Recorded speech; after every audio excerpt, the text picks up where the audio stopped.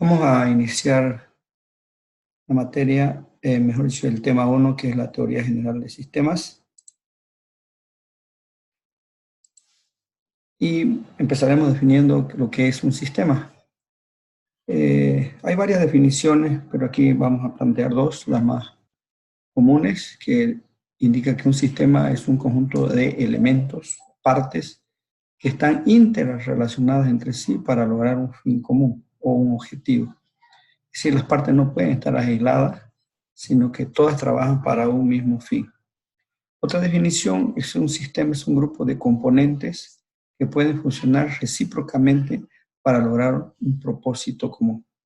Como vemos, ambas definiciones hacen referencia a que hay un conjunto de partes, componentes, elementos que están interrelacionados, o sea, que se relacionan, no pueden estar aislados entre los componentes de un sistema y que además trabajan todos ellos para lograr un fin común o un objetivo común o un propósito común. Por ejemplo, podemos citar un sistema de un vehículo, que es un sistema de transporte. ¿Ya? Estos vehículos están compuestos por una gran diversidad de componentes, pueden ser mecánicos, eléctricos, pero cada uno de ellos se encarga tiene una misión en concreto. ¿Ya? Por ejemplo, el sistema de suspensión, que tiene que ver con el tema de la amortiguación, el sistema de dirección, por otro lado, que tiene que ver con la conducción, el sistema de transmisión, el sistema de freno. Así cada uno de ellos cumple una función, pero entre todos ellos, y además están interrelacionados, es decir, que hay una conexión entre ellos, de tal forma que la suma de todos ellos y cada uno de esos componentes hace posible la conducción del vehículo, el movimiento del vehículo, y esto lleva al transporte de los individuos, las personas. Entonces, cada parte del automóvil tiene una función, pero que además están interrelacionados entre sí, y todos trabajan para un objetivo, es hacer mover el vehículo. Dentro de la teoría de sistemas podemos ver que las propiedades de los sistemas no pueden ser descritos en términos de sus elementos separados. ¿Eso qué quiere decir? Que los elementos no pueden ser estudiados, no pueden trabajar de manera aislada, ¿ya? Entonces, de ahí que se presentan, el estudio debe hacerse de manera global y no de manera aislada, de tal forma que los sistemas existan dentro de otros sistemas. O sea, por ejemplo, si hablamos del sistema de freno, estará dentro del otro sistema, que es el sistema del vehículo. El sistema solar pertenece a otro sistema, que serían otras galaxias, por ejemplo. Si hablamos del sistema del cuerpo humano, cada uno, el sistema nervioso forma parte del cuerpo humano, igual que el sistema circulatorio, el sistema digestivo, y así cada uno de ellos son sistemas que pertenecen a un sistema que se llama el sistema cuerpo humano. Los sistemas son abiertos, es decir, que se interactúan con otros sistemas o con su entorno, y las funciones de un sistema dependen de su estructura. Depende cómo está organizado para que, digamos, cómo funciona un sistema. Las características de los sistemas son propósito u objetivo. Todo sistema tiene uno o algunos propósitos, o sea, uno o más propósitos. Los elementos u objetivos, como también las relaciones, definen una distribución que trata siempre de alcanzar un objetivo. O sea, por ejemplo, este es un generador de luz que tiene un objetivo, justamente generar luz. Ya ese es su objetivo. Y dentro de él pueden haber otros componentes que tienen diferentes objetivos, pero todos en conjunto trabajan para un propósito. El objetivo es generar energía eléctrica. Globalismo o totalidad. Un cambio en una de las unidades del sistema, con seguridad o con una alta probabilidad, producirá cambios en las otras. El efecto total se presenta como un ajuste a todo el sistema. Por lo tanto, hay una relación causa-efecto. De estos cambios y ajustes se verían dos conceptos importantes o dos fenómenos que se denominan la entropía y la homeostasia. Si algún componente, por ejemplo en el vehículo, si algún componente llega a fallar, pues con seguridad va a hacer que pare todo el vehículo. Por ejemplo, en la fotografía vemos que hay un dispositivo que se ha dañado y por supuesto, independiente del tamaño del dispositivo, puede que logre parciarlo totalmente al vehículo. Al verse de esta manera, se revisan algunos conceptos como la entropía, que es la tendencia de los sistemas a desgastarse, a desintegrarse. La entropía aumenta con el correr del tiempo.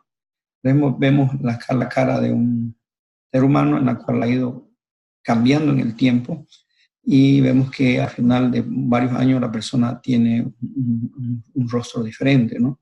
Con arrugas, con canas blancas.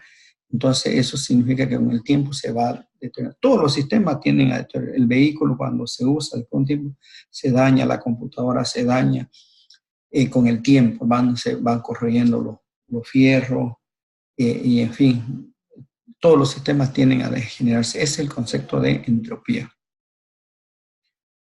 La homeostasia es el equilibrio que existe, un equilibrio dinámico entre las partes del sistema.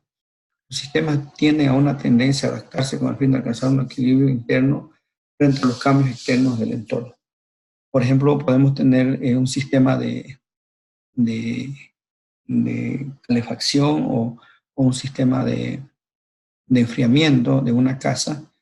Son dos sistemas que va a funcionar el aire acondicionado cuando está a cierta temperatura, el ambiente de la casa, la temperatura de la casa va a funcionar, entonces funciona el aire acondicionado, funciona el calefactor cuando hace frío, cuando hace calor a cierta temperatura. Entonces el sistema lo va equilibrando en función a lo que en el caso de la temperatura de una casa va a estar en función de la temperatura o funciona el aire o funciona la calefacción, ¿no? El aire frío o la calefacción. Y la sinergia es otro concepto que son características de los sistemas que indica el todo es mayor a la suma de sus partes, es decir, que los componentes del sistema valen más como una unidad, la cual llamamos empresa, que como una unidad independiente. Es decir, que justamente de esto surge el valor de las interrelaciones, es decir, los componentes de un sistema no pueden valer de manera aislada. Valen siempre y cuando trabajen todos juntos de manera interrelacionada. Ahí vale, por ejemplo, si tenemos la rueda como tal, la rueda de un vehículo, la vemos y simplemente va a servir como, lo vamos a ver como un objeto de tipo rueda, una parte, sabemos que es la parte del vehículo, pero no nos sirve para llevarnos de un lugar al otro. Si reunimos las cuatro ruedas, más el motor, más el sistema de dirección y todo lo demás, por supuesto ahí podemos decir que el sistema tiene un objetivo, tiene un valor. Es por eso que acá la sinergia dice, el todo es mayor que la suma de sus partes. O sea, mirar todo el sistema es mejor que verlo por parte, en otras palabras. Se dice que un objeto posee sinergia cuando el examen de una o alguna de sus partes, incluso cada una de sus partes, en forma aislada, no puede explicar o predecir la conducta del todo. Es decir, si miramos la rueda, simplemente no podemos decir qué tan veloz va a ser el vehículo o qué capacidad puede llevar. En el caso de la gráfica que vemos, podemos ver que un equipo de fútbol tiene que ver sinergia, es decir, que cada uno trabaja para qué, para lograr un objetivo, que es ganar un partido de fútbol.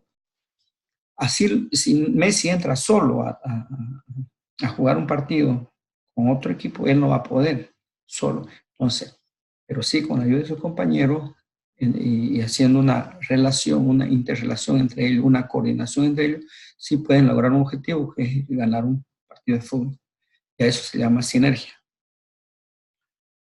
Tipos de sistemas. Los sistemas se clasifican, hay dos grandes clasificaciones por su constitución y por su naturaleza. por su constitución pueden ser físico o concreto. Lo físico es todo aquello que podemos palpar, como la computadora, el vehículo, la casa y el aire acondicionado y todo aquello. Lo abstracto es lo que existe en nuestra mente. Por ejemplo, un organigrama es algo abstracto, ¿ya? Y todo lo que... Una materia es algo abstracto, no es física, no podemos agarrar la materia como tal, la materia de sistema de información, por ejemplo. Y por otro lado, se clasifican por su naturaleza en cerrados y abiertos. Cerrados que no interactúan con el mundo externo y solo trabajan de manera interna. Abierto puede interactuar con otro sistema y interactuar con el mundo externo al sistema. Entrando un poco en detalle acá, entonces, cuando hablamos de sistemas físicos o concretos, pueden ser ejemplos de equipos, maquinaria, objetos correales, el hardware, por ejemplo, de las computadoras, son sistemas físicos. Cuando hablamos de sistemas abstractos, compuestos por conceptos, planes, hipótesis, ideas, esos son sistemas abstractos que muchas veces existen en la imaginación, en el pensamiento de las personas. En el caso de los sistemas de información, sería el software, es la parte abstracta. En cuanto a su naturaleza, dijimos que pueden ser cerrados o abiertos. Los sistemas cerrados no presentan intercambio con el medio ambiente que los rodea, son herméticos a cualquier influencia ambiental. Se da el nombre de sistema cerrado a aquellos sistemas cuyo comportamiento es determinista y programado y que opera con un muy pequeño intercambio de energía y materia con el ambiente.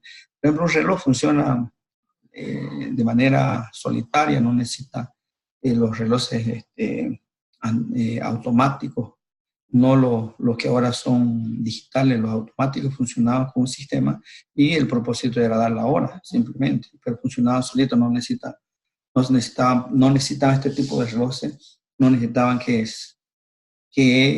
se alimente con energía y demás cosas, ¿no? Los sistemas abiertos, estos sí presentan intercambio con el ambiente a través de entradas y salidas, es decir, entran y sale energía, entra energía o sale energía, y intercambian energía o materia con el ambiente. Se adaptan para sobrevivir. Su estructura es óptima cuando el conjunto de elementos del sistema se organiza aproximadamente a una operación adaptativa. Por ejemplo, una planta es un sistema que interactúa con el sol, con el oxígeno, con el carbono y con el hidrógeno, ¿no? Entonces, hay varios componentes para que el sistema, la planta como sistema pueda sobrevivir y se va adaptando en función al frío, a la lluvia, a la calor y se va adaptando en función a las circunstancias que el ambiente le va proporcionando. El concepto de sistema abierto se puede aplicar a diversos niveles de enfoque, a nivel de individuo, grupo, organización y de sociedad. En realidad, el tipo de sistema que es más usado en la sociedad son los sistemas de tipo abierto, ¿no?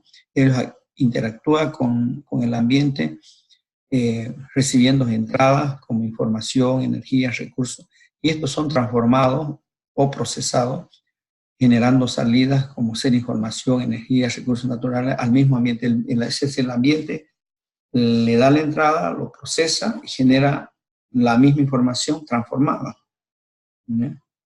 Y vuelve a retornar al ambiente. Este es el caso muy común, por ejemplo, de una fábrica de embutidos en la cual entra carne, entra sal, entra una serie de condimentos, se lo procesa, se lo cuece y lo que sale es otro material que puede ser chorizo, salame, carne ahumada, y eso es devuelto de nuevo al medio ambiente para ser consumido por los seres humanos. Los sistemas están compuestos por partes, como dijimos, pero de manera general los sistemas tienen los siguientes componentes. Tienen una entrada o insumo, o en inglés se lo conoce como input, que es la fuerza de arranque del sistema suministrada por la información necesaria para la operación de este. Por ejemplo, si vamos a fabricar un mueble, la entrada sería la madera, los clavos y la carpicola y todo lo que tiene que ver. La salida o producto es lo que va a producir. Lo que va a producir es un mueble, es la finalidad para la cual se reúnen los elementos y la relación del sistema. Entonces la salida sería o producto sería el mueble. Y el procesamiento transformador es el mecanismo de conversión de entradas y salidas. Acá pueden estar las maquinarias, cepilladoras, lijadoras, embarnizadoras y qué sé yo, para poder sacar. Y la retroalimentación es la función del sistema que busca comparar la salida con un criterio previamente establecido. Es decir, los sistemas todo el tiempo podemos ir retroalimentando, significa mejorando, ajustando, o sea, los sistemas siempre están en constante cambio. Para eso la retroalimentación, el feedback. Y el ambiente es el medio que rodea externamente al sistema. Los que lo rodean, por ejemplo, en un proceso de muebles son los operadores, los clientes que compran y opinan sobre el mueble, dice, este mueble está bonito, está feo, los mismos operarios que ese es el ambiente. Es el ambiente que rodea a un sistema. Y el funcionamiento de los componentes del sistema, aquí vamos a poner un ejemplo de un DJ, ya que la entrada para él sería el CD o el DVD o el flash memory, que es el que va a dar inicio. Si no hay un CD, un DVD, un equipo de música, esto no va a funcionar. Entonces la entrada sería el CD. El procesamiento, cuando se inicia el reproductor DVD mediante el dispositivo interno DVD, o sea, cuando uno le da play, ahí procesa la música, empieza a generar, procesar la música, y la salida del procesamiento técnico que hace que puedan producirse sonidos que provienen del altavoz son las salidas resultados del sistema. La salida sería la música, el dispositivo, el que hace sonar, ese sería el procesamiento, el que permite, y la salida es la música, que es el objetivo en el que y la retroalimentación, y si la música está alta o baja, dependiendo, se va a subir el volumen o se va a bajar. Y esto se va a dar con el ambiente sería aquí los radioescuchas, ¿no? O los que escuchan la música, te va a decir, no me gusta esta música, quiero esta música, ese es el ambiente, ¿no? El ambiente que te dice qué es lo que está pasando con la música. ¿Ya? Bien, entonces eso es todo el proceso, mejor dicho, el tema, a grandes rasgos, lo que es la teoría general del sistema. Y acá lo que se trata de dar son conceptos de manera general. ¿Qué son los sistemas? ¿Cuáles son sus componentes? ¿Cómo funcionan? De manera general.